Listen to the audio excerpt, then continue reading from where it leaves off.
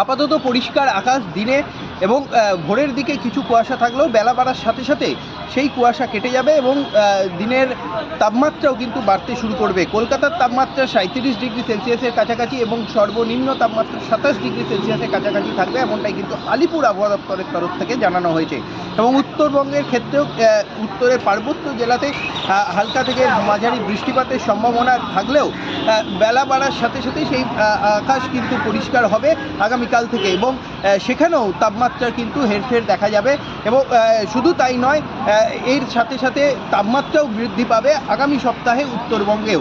এবং দক্ষিণবঙ্গের পশ্চিমাঞ্চলের যে জেলাগুলো রয়েছে সেই পশ্চিমাঞ্চলের জেলাগুলোতেও প্রায় 40 ডিগ্রি সেলসিয়াসের কাছাকাছি হয়ে যাবে, এমনটাই কিন্তু আলিপুর আবহাওয়া দপ্তরের তরফ থেকে জানানো হয়েছে।